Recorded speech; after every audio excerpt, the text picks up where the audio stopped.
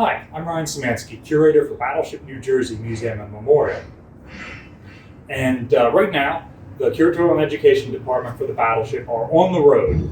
We are in Baltimore, helping to dry dock the Coast Guard High Endurance Cutter number 37, formerly USCGC Caney. And while we're here, we're filming some videos on the various museum ships in the Historic Ships in Baltimore collection.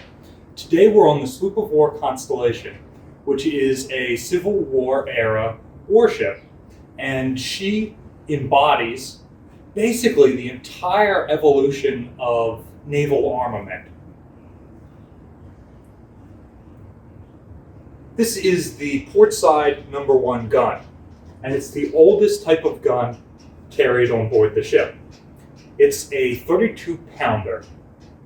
It's smooth bore, and it fires a 32-pound, smooth, round projectile. It's got a range of maybe 2 miles if it's being generous, and it takes about 6 pounds of powder or so to shoot it. And this is just a scaled up version of the types of smoothbore guns that warships had been using ever since gun power came about. Constellation would have had 4 of these, one at each corner of the gun deck. And these were often used as the chase guns. They could be run out of the gun ports forward or run out of side gun ports if we were broadsiding. But these guns are not particularly complex and were rapidly being phased out of service in the U.S. Navy. So currently the museum is closed because of the pandemic, and because of that, the restoration staff here is using this as a great time to get some work done. So as you can see, we're all covered in tools here. The bow of the ship, where the billet head and all that rigging is around the bowsprit, was found to be rotten a couple of years ago, and it's currently being replaced. And so this is the staging area as they just climb out the gun port into the scaffolding. Well, this particular gun was donated to the museum by Brad Stone. It had been previously used in the TNT original movie Ironclads, which, if you're super into the Civil War Navy, I highly recommend looking up. And if you aren't, you could go your life without watching it. But this is one of the props for that movie, and he generously donated it to the ship, which otherwise would not have had any representation of the smoothbore guns that she carried. Constellation's main armament were 16 of these 8-inch chambered shell guns.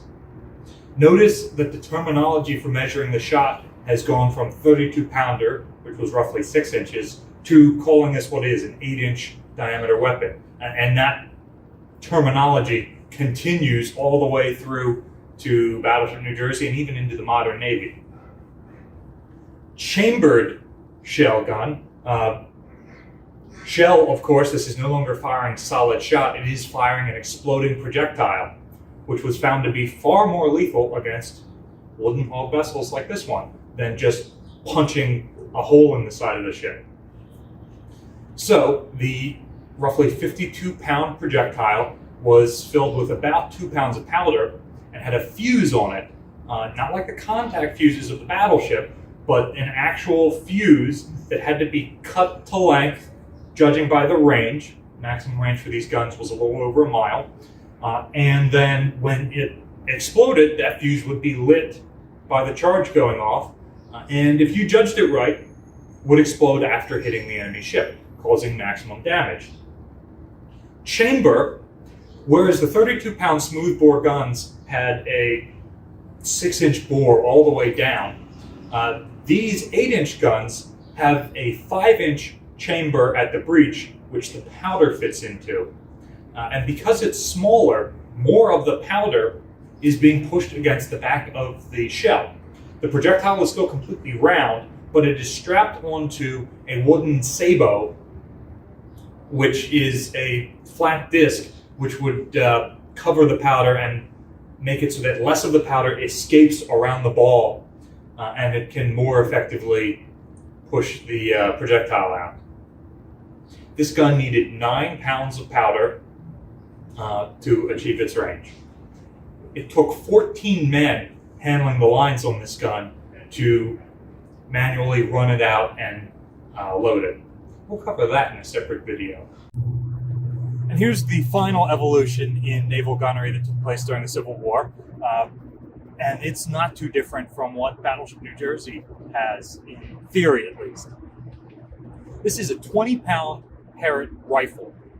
Robert Parrott was the Army captain who invented this type of weapon, which was essentially a cheap rifle gun that had a base ring on the back that prevented the buildup of powder behind the projectile from causing the gun to explode. So although initially an Army weapon, the Navy got a bunch, and on Constellation, up here on the bow, there was initially a 10-inch shell-firing gun with another one at the stern. Those larger weapons were removed and replaced with a 30-pound Parrott rifle at the bow and a 20-pounder at the stern. Because Constellation was an all-sail ship, the Navy decided it was very important that she have the capacity to reach out at longer ranges in case an enemy steamship was to position itself off the bow or the stern where Constellation doesn't have many guns and just bombard her into submission. Especially since the ship had issues navigating without the wind. So the 20-pounder is rifled, which now it's firing an elongated bullet-shaped projectile. It's not a ball like any of the guns down below. And that projectile has a brass base ring that when the explosion happens, expands to grip the lands and grooves carved into the inside of the barrel. Forces the projectile to spin and traps the powder behind the shell. So with only 2 pounds of powder, this 20-pound projectile can go 2.5 miles, basically twice the range of any of the guns down below. And it can do it accurately. The projectile isn't bouncing down the barrel and going a quarter mile off at maximum range because of the lack of a seal to the rifling. This is a much more accurate gun, and even though it's mounted on a traditional naval carriage today, during the Civil War, it was mounted on a big sliding carriage that sat on tracks on the deck so it could pivot from one broadside to the other, which was the predecessor to the rotating turrets that would come out during the Civil War, which eventually ended up as the turrets you see on battleships today. Thank you guys for watching. If you would like to see this gun fired or any of the other guns here on Constellation, come on out to the museum in Baltimore. Check their website for when they're open. They're currently closed for the pandemic. If you would like to support this museum, I already showed you they're doing a lot of work to restore the ship using the time that they're closed. Check the link in the description for ways you can support Constellation, Taney's Dry Docking, which we're here to support, or Battleship New Jersey and our YouTube channel. Remember, if you have any questions or comments, leave them in the comment section down below and we'll get back to you. And be sure to like, share, and subscribe so you're notified when we put out new content. We're trying to release several pieces of content every week. So if you'd like to see us on the road, check out those videos.